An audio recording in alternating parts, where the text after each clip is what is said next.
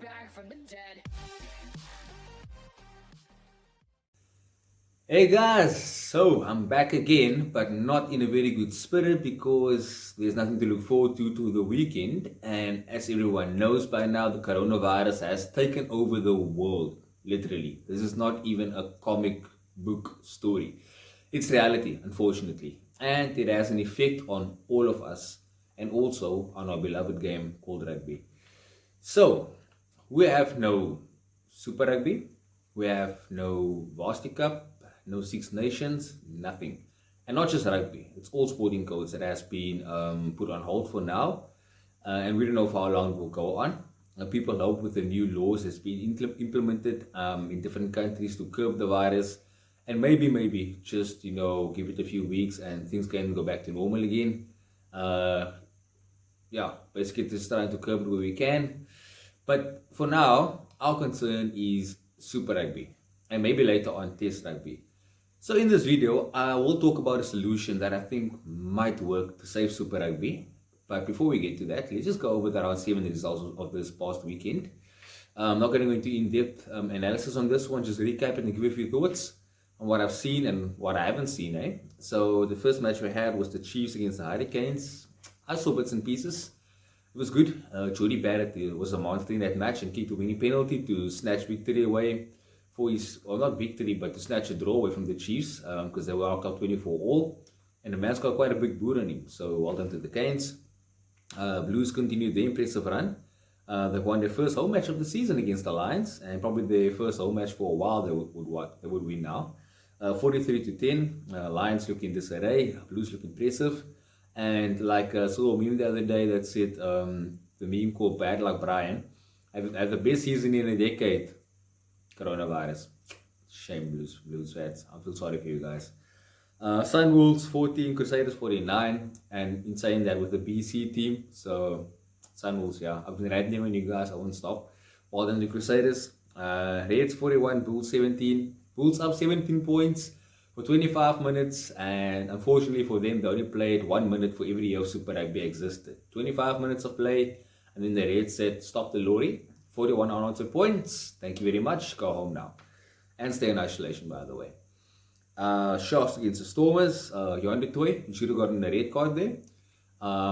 Few calls. The referee was nowhere in the game, I have to admit. But in saying that, Sharks deserved the win. For one, he got the yellow card quite wrong. There was forward pass from Cohen Bosch to Fassi for a try. That opened the Sharks account. Many things we can talk about, debate about. The Storm was sitting on a prop that barely weighs 110 kilos. It changed the game for them, to be honest, after Steven Kitshoff tore his pec and we're out for 4 months. And also Osho Yankees broke his leg. So the bad luck injury call out for the men from the Cape continue year in and out, unfortunately. And then the Jaguares and Highlanders, was scheduled to play, but that's been called off, and each side got 2 lock points. I think the Jaguares will be more upset because they probably were looking for 4 lock points to maybe leapfrog the Stormers on the log. So now they are 8th and the Stormers are 7th. And then the Brumbies rampant against the fellow Aussies, 47-14, the Waratahs. Yeah, Brumbies look impressive. They play very good rugby. Not just a one-trick pony anymore with the driving ball tries. They can play the ball a bit and have some good overload in the game as well. So yeah. And now we get back to what I've mentioned. So I've heard a lot of the countries involved in Super Rugby, and this is now excluding obviously Argentina and Japan because they don't have many teams. They don't have a singular team in the competition. But Australia, New Zealand, South Africa, the SANZAAR countries basically. Okay, Argentina is part of it now as well, but the main SANZAAR countries historically. They said that they will look to make a new club competition. Now I understand, broadcasters are quite miffed because obviously they put in a lot of revenue in these competitions and they might not get any of it back. So they're trying to structure a new competition which will be played locally. And maybe for a new cup, basically there'll be like a Currie Cup revamp for South Africa, maybe a Maritime Cup revamp for New Zealand, and I'm not sure about Australia though, but I thought about it and it's a good idea, obviously, but I have a better idea. And this idea will actually, if they do, see this video, which I doubt, but this idea will actually give Super Rugby a lifeline. Should he be able to continue later on in the year? Because remember, Andy Marinos of SANZAAR said that If this competition will be suspended for 4 to 5 weeks, they should scrap it. And it will be sad to see all the hard work the teams put in. The Sharks lay top. I mean, they'll probably feel they deserve the title, but they played an extra game. So sorry, Sharkies, not gonna happen. But in saying that, it's gonna leave a bitter taste in the mouth. We've been celebrating 25 years of Super Rugby, and now we have to cut it short due to a virus. I understand that human life is more important than any sport of any kind at any given time of the day. But hear me out. So, there's still a number of matches to be played, local matches, which doesn't require travel or at least overseas travel. And my suggestion to Sanjar is basically play the matches, the local derbies that still needs to be played in this time frame.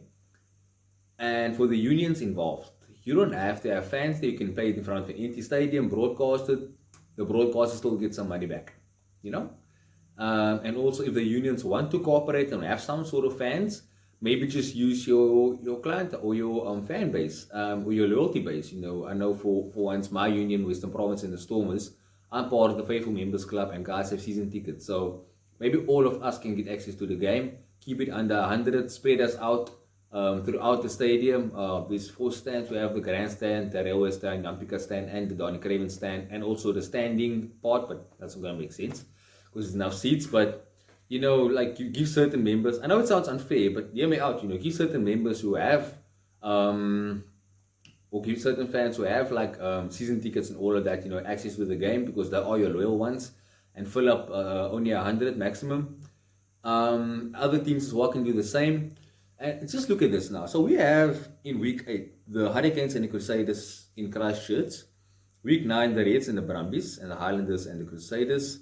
Week 10 the Crusaders and the Blues, the Lions and the Sharks. Week 11 the Highlanders and the Chiefs, Blues and the Hurricanes, and the Reds and the Rebels. And also then the Bulls and the Lions in week 11.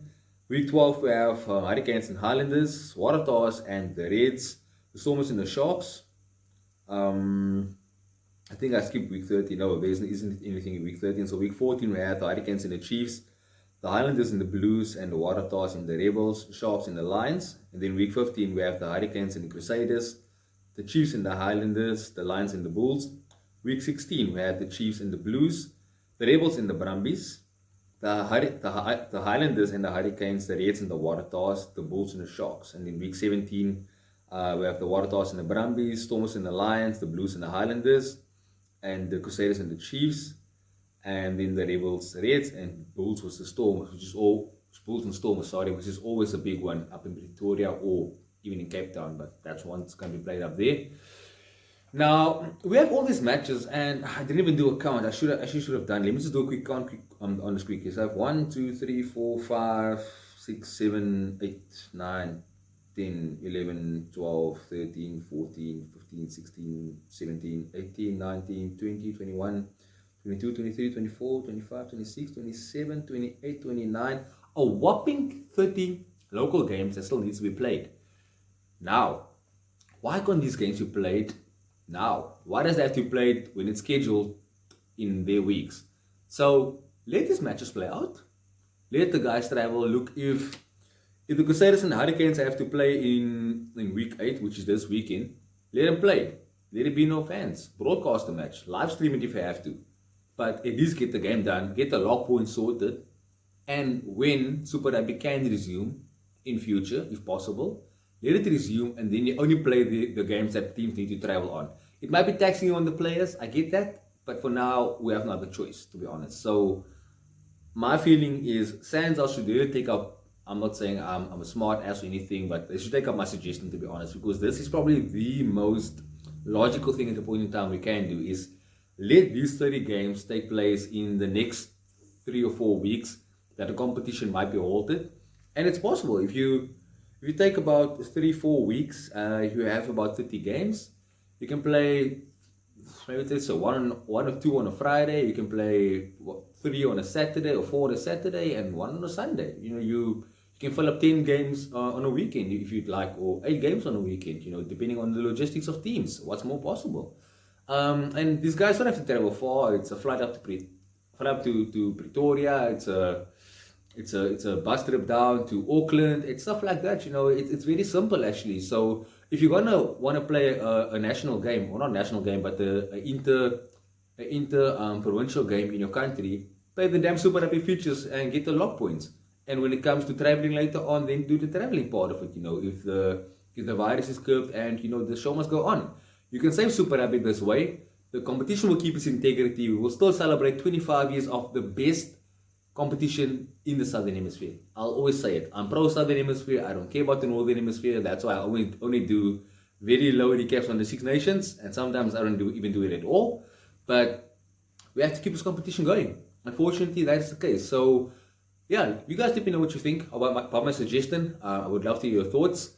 And I'm not sure when I'll be back. Look, I might have a surprise interview with you guys with a special guest. I'm not going to say his name. He is a pro rugby player. So, yeah, I'll only be saying that. Not going to say anything more than that. So, yeah, guys, thanks for tuning in. Let me know what you think on my suggestion. And, yeah, I'll see you guys in the comment section. Cheers.